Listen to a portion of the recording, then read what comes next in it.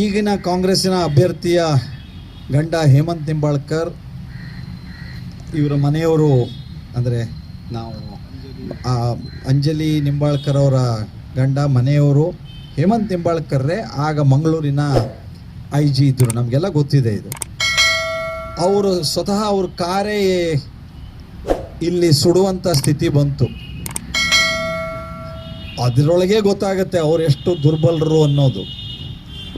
ಅದು ಆ ಘಟನೆಯ ನಂತರದಲ್ಲಿ ಅವರು ರಿವೆಂಜು, ಅವರ ಆ್ಯಟಿಟ್ಯೂಡ್ ಏನಿತ್ತಲ್ಲ, ಅವರು ಒಂಥರ ಪ್ರತಿಕಾರದ ಅವರ ಚಟುವಟಿಕೆಗಳು, ಇದು ಕಾಂಗ್ರೆಸ್ಸಿನ ಕೈಗೊಂಬೆಯಾಗಿ ಅವರು ನಿಂಬಾಳ್ಕರ್ ಹೇಗೆ ವರ್ತಿಸಿದ್ರು ಅನ್ನೋದಕ್ಕೆ ಉದಾಹರಣೆಗಳು. ಅದನ್ನು ಭಾಳ ಸರಳವಾಗಿ ಸ್ಮೂತಾಗಿ ಘಟನೆಗಳನ್ನು ಹ್ಯಾಂಡ್ಲ್ ಮಾಡ್ಬೋದಿತ್ತು. ಆದರೆ ಆ ಸಂದರ್ಭದಲ್ಲಿ ಹಾಗೆ ಮಾಡಲಿಲ್ಲ. ಶಿರ್ಸಿಯಲ್ಲೂ ಹಾಗೆ ಮಾಡಲಿಲ್ಲ, ನಮ್ಮ ಕುಮಟಾದಿಂದ ಹಿಡಿದು ನಮ್ಮ ಜಿಲ್ಲೆಯಲ್ಲೂ ಹಾಗೆ ಮಾಡಲಿಲ್ಲ.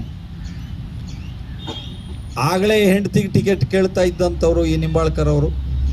ಅಂದರೆ ಕಾಂಗ್ರೆಸ್ಸಿನ ಜೊತೆಯಲ್ಲಿ ಒಂದಾಗಿ ಹೆಂಡತಿ ಟಿಕೆಟ್ ಕೊಡಿಸ್ಬೇಕು ಅಂತ ಒಬ್ಬ ಅಧಿಕಾರಿ ಪ್ರಯತ್ನ ಮಾಡ್ತಾ ಇದ್ದರೆ ನ್ಯಾಯಬದ್ಧವಾಗಿ ಹೇಗೆ ನಡ್ಕೊಳ್ಳೋದಕ್ಕೆ ಸಾಧ್ಯ ಆಗತ್ತೆ? ನ್ಯಾಯಬದ್ಧವಾಗಿ ಹೇಗೆ ನಡ್ಕೊಳ್ಳೋದಕ್ಕೆ ಸಾಧ್ಯ ಆಗತ್ತೆ? ಈಗಲೂ ನಾನು ಆರೋಪಿಸ್ತಾ ಇದ್ದೇನೆ, ಚುನಾವಣಾ ಆಯೋಗ ಹೇಮಂತ್ ನಿಂಬಾಳ್ಕರ್ ಅವರ ಚಟುವಟಿಕೆಯನ್ನು ನಿಗಾ ವಹಿಸಬೇಕು.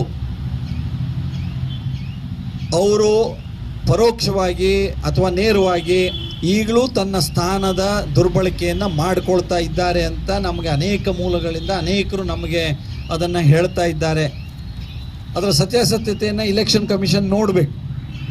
ಅವರನ್ನು ಆ ಸ್ಥಾನದಲ್ಲಿ ಇಟ್ಟಿರಲಿಕ್ಕಿಲ್ಲ. ಅವ್ರು ಹೇಳ್ತಾ ಇದ್ದಾರೆ,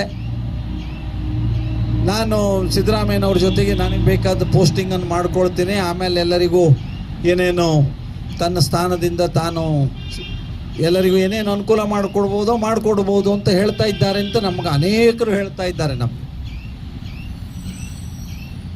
ಇಲ್ಲಿ ಒಂದು ನಮ್ಮ ಜಿಲ್ಲೆಯಲ್ಲಿ ಪರೇಶ್ ಮೇಸ್ತಾ ಹತ್ಯೆ ಪ್ರಕರಣದಲ್ಲಿ ಹಿಂದೂ ಕಾರ್ಯಕರ್ತರ ಮೇಲೆ ಇನ್ನಿಲ್ಲದ ಒಂದು ಕೇಸುಗಳನ್ನು ಹಾಕಿ ಅವರನ್ನು ಹಿಂಸಿಸಿರುವಂಥದ್ದು ಕಾಂಗ್ರೆಸ್ಸಿನ ಕೈಗೊಂಬೆಯಾಗಿ ಅವತ್ತಿನ ಅಧಿಕಾರಿ. ಇವತ್ತು ತಮ್ಮ ಸ್ಥಾನದ ಮೂಲಕ ಮುಂದೆ ಅನುಕೂಲ ಮಾಡಿಕೊಡ್ತೀನಿ ಅಂತ ಪರೋಕ್ಷವಾಗಿ ಆಸೆ ಆಮಿಷಗಳನ್ನು ತೋರಿಸಿ ತನ್ನ ಅಧಿಕಾರದ ಒಂದು ದುರ್ಬಳಕೆಯನ್ನು ಮಾಡ್ಕೊಳ್ತಾ ಇರೋರು ಇವರೇ. ಹಾಗಾಗಿ ಚುನಾವಣಾ ಆಯೋಗ ಇದನ್ನು ಗಮನಿಸಬೇಕು ಅಂತ ನಾನು ವಿಶೇಷವಾಗಿ ಆಗ್ರಹಿಸ್ತೇನೆ. ಸುದ್ದಿ ಹಾಗೂ ಕುತೂಹಲಕಾರಿ ಮಾಹಿತಿಗಾಗಿ ಕೂಜಳ್ಳಿ ಟೈಮ್ಸ್ ಚಾನೆಲ್ಗೆ ಸಬ್ಸ್ಕ್ರೈಬ್ ಆಗಿ, ಪಕ್ಕದಲ್ಲಿರುವ ಬೆಲ್ ಐಕಾನ್ ಅನ್ನು ಪ್ರೆಸ್ ಮಾಡಿ.